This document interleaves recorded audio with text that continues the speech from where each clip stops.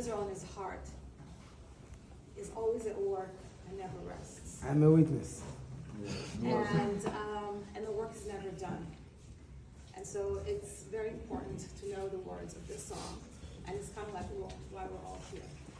We're not going to rest until it's done and until this mission is complete. My name is Galia, and I was not in Israel on October 7th. I was here in LA having Shabbat dinner on October 6th, not far away from here. Israel is 10 hours ahead. And around 9:30 at night, my phone started blowing up. We have a WhatsApp family chat, and I'm the only one living here, and my entire family is in Israel. And I started getting all these weird texts from my cousin Nadav, and my cousin Naama, and my aunt Varda, who all live in Kibbutz Kfar Aza, which is a 7-minute drive from the Gaza Strip, and their houses are right by the fence. They were telling me that there were sirens, that they were in the safe room, that they were okay, and that I shouldn't panic. And as the evening progressed, I started panicking because they were there for a very long time, and what we were hearing from them was very disturbing. So this is the story of my family. We're a very small family. My dad has one sister, her name is Varda, she lives in Kibbutz, she has 4 children.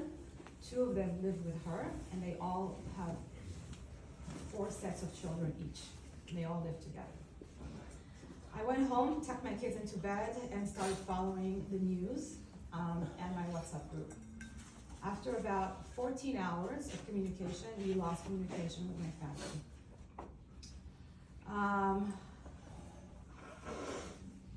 So this is Sunday, kind of into Monday. By Monday, we knew that my cousin Naama, her husband woke up that morning and saw the paragliders landing on their front lawn, machine guns in hand. And he had the fortitude to grab his wife and 3 children who were home that day. They went back to get the bunny, got in the car, and they fled the back gate of the kibbutz, and they're fine. My other cousin Nadav, who was recovering from a cycling accident, he was an accomplished Ironman athlete, a successful CEO of a corporation, was on crutches. And so he wobbled to the safe room with his wife, his 20-year-old daughter Yam, 17-year-old daughter Agam, and the boys Gad and Tal, 11 and 9. Nadav and his wife Ched were childhood sweethearts. They met at the age of 14, and they raised a beautiful family. The oldest is Yam, it means ocean. The second daughter is Agam, lake. Gal and Tal is mountain dew and ocean wave. So depending on your age, you got a different nautical name. They locked themselves up in the safe room with 1 cell phone, and we lost touch. Monday, we found out that terrorists infiltrated their home, blew up the door, and that we don't know what happened to them. Right? There's just eyewitness accounts of the neighbors who were able to get out. Fast forward into Wednesday, we hear from the IDF that there are 4 bodies in the house out of the 6. So we're thinking, okay, the boys were mischievous, Gal and Tal, they somehow hid somewhere, they're okay. But it's an active war zone, and there are bullets everywhere, and there's very little information. So we're just sitting here trying to figure out what the hell is going on. By that time, I was already on a flight to Israel. Unrelated to the war, my father passed away, unrelated to the war, and I was flying to Israel for his funeral. By the time I get to Israel, the IDF confirmed that there are 2 bodies in the house, and 4 are missing. And they're missing, they're not kidnapped yet, because missing at the time meant 2 things. Either they were kidnapped, or they were murdered, and they were in a pile somewhere, because there were piles of bodies everywhere, and they were unidentified. So I'm in Israel dealing with my father's funeral and his passing, and helping my aunt trying to figure out all of this information. There was a lot of confusion at the time. Fast forward a few days later, we get confirmation from the IDF that there are only 2 bodies in the room. It is my cousin Nadav, and alongside him is his 20-year-old daughter, Yam. And the 4 are still missing. We bury my father, we sit Shiva for my father, and while we're sitting Shiva for my father, the IDF representatives come and they tell us that they have now information that indeed Chen, the wife, and the 3 children were taken to Gaza.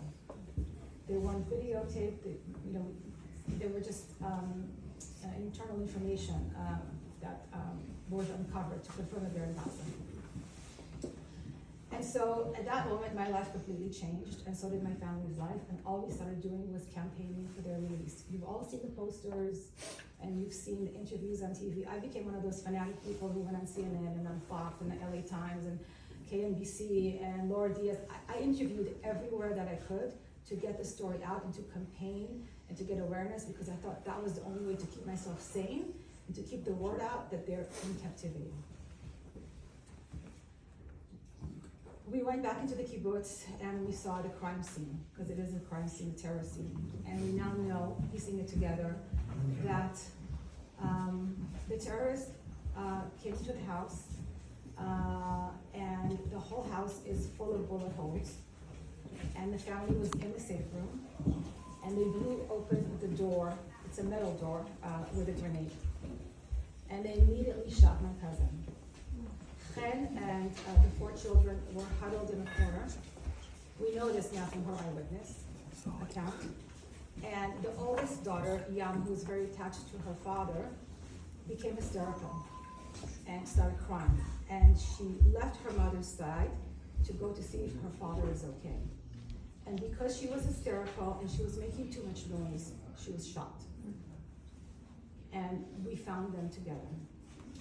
Chen, who's a social worker by profession, had the fortitude and the wisdom and the mama instinct to immediately scoop up her remaining children, not look away at her husband and her oldest daughter who were lying there, asked for permission to gather clothes and shoes, didn't look back, and walked out of her house, which she will never see again.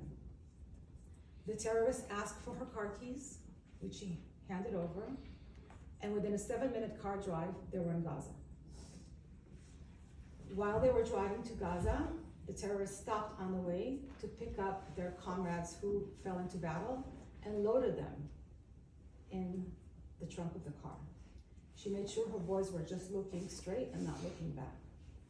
I know all this now because they've been released from captivity, so now we put all this missing pieces of the puzzle together. At the time, we had no knowledge of this. They were held in Gaza for 52 days. They were released and freed in negotiations on the second wave of release.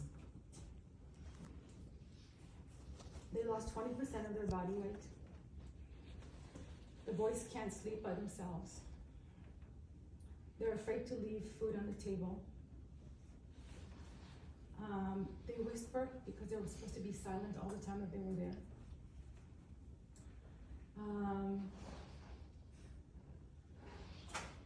Their head was full of lice.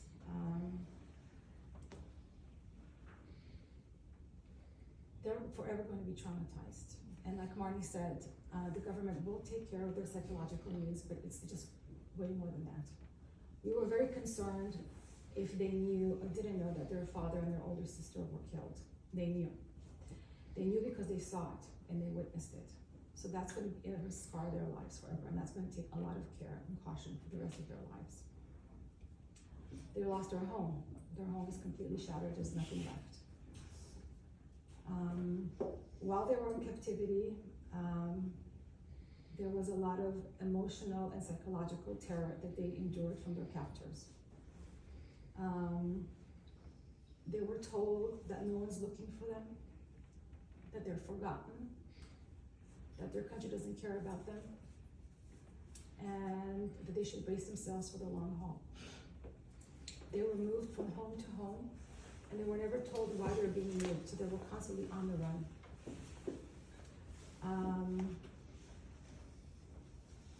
They're lucky, if you want to use the word lucky, that they were kept as a family unit. So the mom and the 3 siblings were kept together as a family unit. They were not separated. Chen, the mom, is a very smart lady. And even in the car ride on the way to Gaza, she decided to befriend her captors and ask them about their wives and their children and their lives. And she thought to herself, well, if I'm kind of friendly with them and they kind of have an emotional bond with me, they're not going to touch me and my daughter. And they didn't. Which is not true for many other female captives of all ages that were held in captivity. And I know this for a fact because a week before they were released, they were transferred from the apartment they were in into the tunnels. The tunnels do exist. There are massive cities underneath Gaza. And in the tunnels, they met a few female soldiers, who are still there, by the way, who probably will never see, who went through and are going through unfathomable physical abuse. So Chen came back to Israel with first-hand account of what she witnessed that these female captives are going through. We were lucky that our family members did not go through that ordeal. We have them back, but they're slowly picking up the pieces of their lives.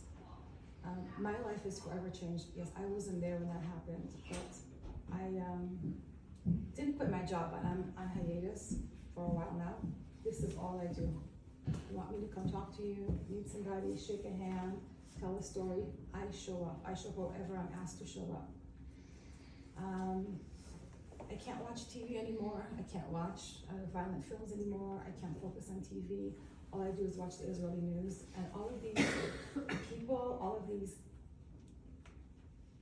families who are affected are one big family. We're not all one big family. I know all of these people. I met all the parents. We got some devastating news this week that people who were held in captivity their bodies were just found. I know the parents of those people. And our lives are forever changed. And it is the Holocaust of sorts. We don't know what the repercussions are going to be of this chain of events. No one's dealt with kids who've been in captivity for so long. Israel is currently writing the playbook of how to deal with this kind of trauma. It doesn't exist anywhere in the world. Chen doesn't have a home. The kids aren't in school. There's just a lot of things that have to be handled and taken care of. Israel is doing a really good job about that. They're very dedicated to their citizens. But like Marty said, it just goes so much, and there is a stopping point. And so here we are. I've baked challahs, I've spoken, I've prayed, I've sang, I've met wonderful people. We do what we need to do, and we're doing it right now in this beautiful home, taking a pause out of our lives to just reflect and see what can be done. And on behalf of my family, I really, really thank you for taking the time. If you do nothing else tonight, but just listen, pass on, and agree that this actually happened, and educate other people, then you've done an amazing service to the state of Israel.